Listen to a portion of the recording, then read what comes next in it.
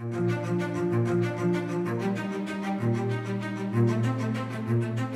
don't want to be conservative when it comes to dreaming because I dream high. Hi, I'm Ann Payawal. I'm 50 years old and I'm a businesswoman. Marami kasing struggle sa pag-start ng business. Number one is you have to believe in yourself. Because if you don't believe in yourself, nobody else will believe in you. Since we are a family of pet-loving people, na-realize namin there's a big need para magkaroon ng mga grooming services that can take care of the animals. And then the family, my siblings, decided to start the business together with our two friends. What we want to do is to be an advocate of animal care and love. We're planning to put this business in franchise. That's why when I dream high, I also take care of myself. So yun yung goal ko, to stay fit, to stay healthy by taking MX3, and to continue working with my siblings and make this company grow and mag-launch kami ng mga franchise in different cities. MX3 is like praying. We cannot live without prayers, right? Based on my experience, MX3 works for me. It works for my life. It's a miracle. And I couldn't find anything closer to that.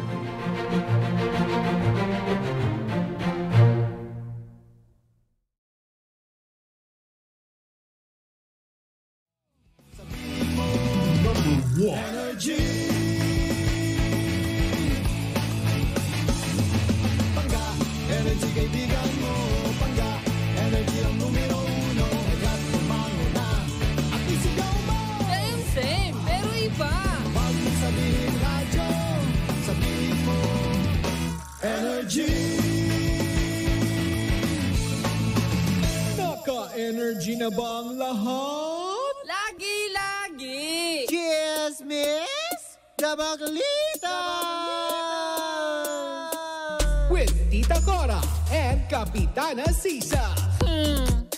Same, pero iba. Kayo patuloy pa rin pong nakatutok at nakikinig sa number 106.7 Energy FM. Panggawag mo sabihin radyo.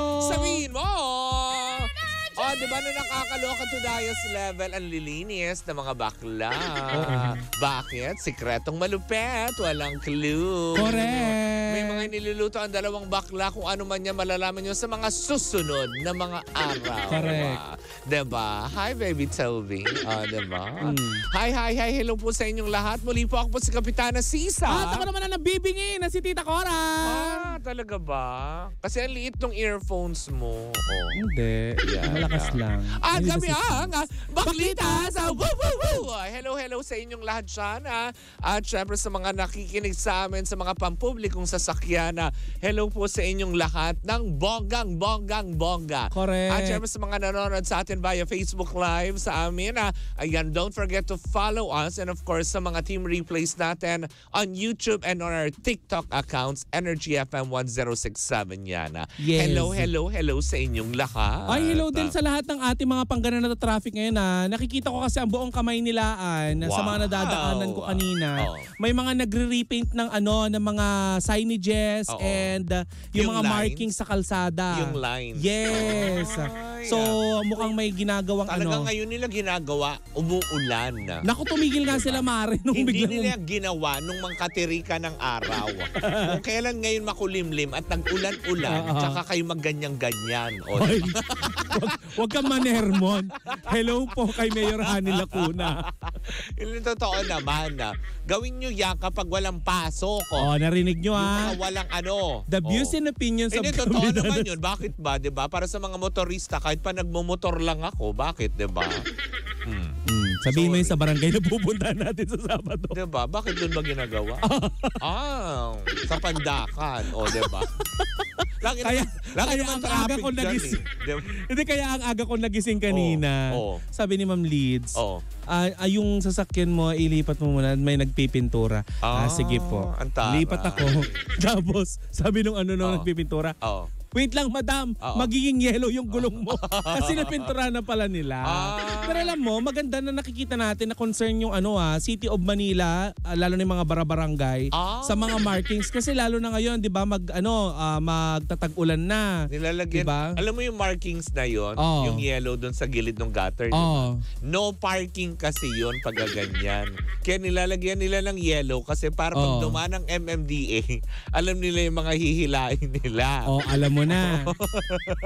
The views in the kasi ang mga kasama ko nakaparking doon, kapitan, kagawad, the views and opinions of my party. Hindi, totoo naman talaga, diba? Kapitan. Hindi, dati dyan sa barangay na yung pinag-alisan namin, dyan sa San Juan, gano'n naman talaga. Walang protektahan. Hindi. Pero lang siya, nag-aabiso. Andyan na!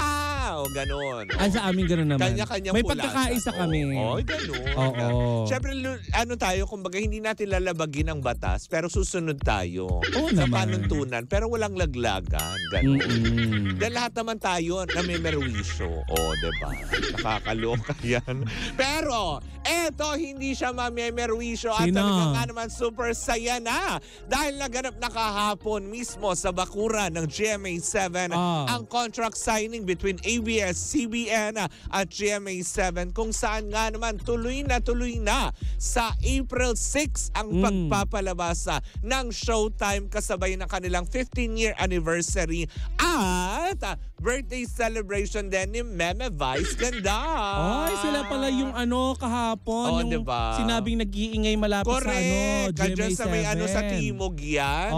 Diba? Talaga nga naman sobrang saya, talaga nga naman overwhelming ang pagtanggap sa kanila ng GMA7 sa kanila. Hindi na po ito haka-haka, tinuldukan na, pinirmahan na ang mga kontrata kung saan nga naman sila ang mapapanood na natin sa GMA7 at GTV, Mare. Alam mo, sino nga ba naman ang mag-aakala na ang ABS-CBN, lalo na ang It's Showtime, ay lalapag sa bakuran ng GMA7? Diba? Minsan lang biro-biro lang yung dati. Dati lang silang magkaaway, ganun. Tapos hindi naman siguro magkaaway. May network rivalry. Ayan. Ganun, parang ganun din yun magkatunggali. Magkaiba ang away sa tunggalian. Ganon. Healthy competition, kumbaga. Hindi pa naman sila umabot sa punto nagbugbugan sila. Ganon. Makita mo si Mr. Gozon at saka si Duabit nagsasapakan. Parang parehas silang taga-GMA. Wala kang binanggit na ABS. Magsasapakan yung parehas. Lopez pala. Sila Carlo Katigbak. Yes. Si Sir Carlo. Gwapong-gwapo ako dun talaga. Kay Sir Carlo.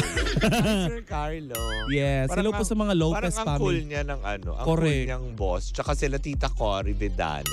Not Aquino, but Vidanes. Ayun. Char-char lang. Pero eto na nga, na nakakaloka. Sa ngayon, diba, matapos nga ito, talagang yan ang papakaantabayanan natin after Holy Week, Mare. Dahil talagang malaking pasabog ang gagawin ng Showtime sa kanilang 15-year anniversary at the same time birthday celebration ni Meme Vice.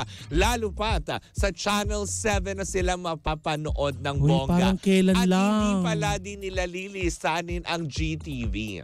Kasi ibig sabihin, hindi nila GTV at GMA7 simul na ipalalabas ang Showtime. Alam mo, makatotohanan talaga yung sinabi ni Meme Vice Ganda na dati nasa bakuran lang sila. Pero ngayon ibang usapan na kasi pinatuloy sila, nasa sala na daw sila. Nasa sala na pinaghain pa sila ng bongga at tinanggap. Diba? Ng bongga ang saya. Kaya nga naman, Mare, ngayon, inaayos na rin daw ng GMA7 ang kanilang mga ibang talents na kung saan nga naman posibleng mapasama sa noontime show or isasama dahil nga ito ay joint project. Diba? Between, parang black timer na. Pero hindi joint pa din kasi para silang pumirma May mga naririnig nga na mukhang may mga sasama ng meron nga kasi may mga lumutang na tulad na lang pangalan ni Michael V. Isa sa mga inekis daw ni Michael V. Hindi, wala pa. Ay, may interview si Michael V. Na? Inekis niya ang Showtime. Na kasi yung time na sumama siya doon. Na talaga? Yes. Kasi kumbaga parang ang sabi kasi parang isa siya sa mga napipili kasi nga 'di ba si Ogie Alcacid nandoon. Na minsan na rin siyang pumunta kasi ng Showtime. Diba? So, siguro hindi pa rin natin malalaman kasi syempre, trabaho yan.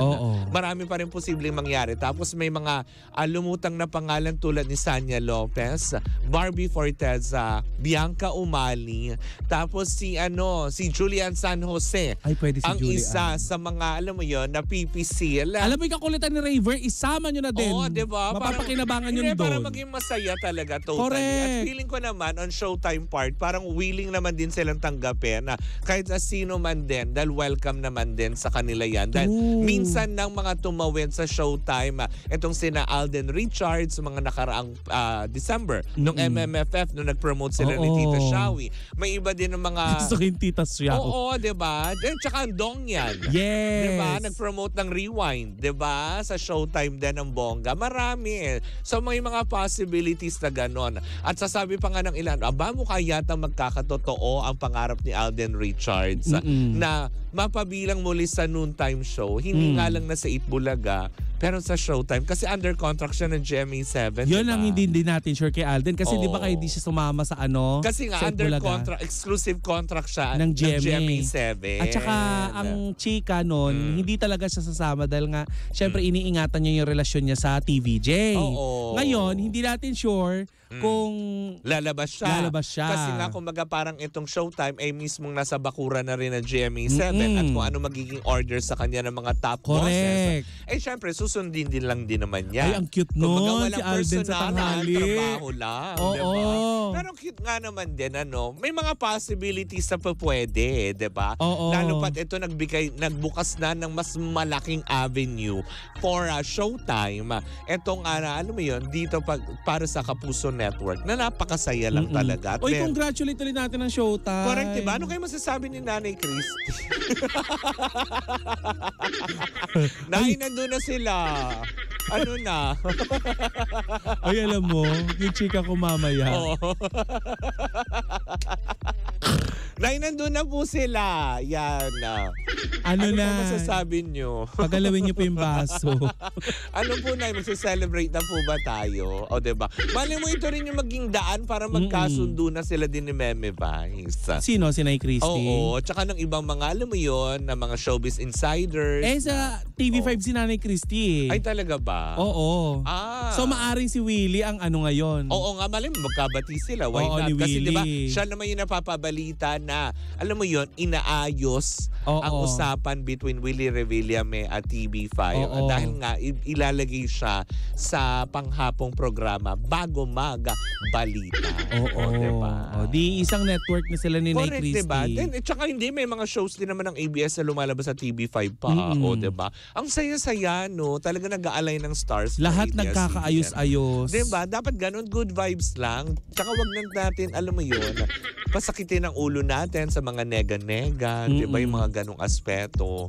Diba? Let's be happy. Yun lang naman yun.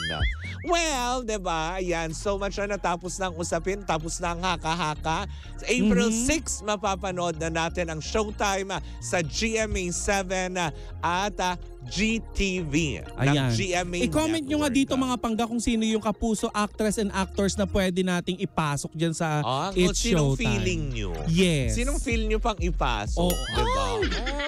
Ay, bakit? Pwede rin nyo kaming pasukan dito. Mali mo naman, diba? GMA. Pwede po kami kahit ano lang. Alam mo yon, satellite host.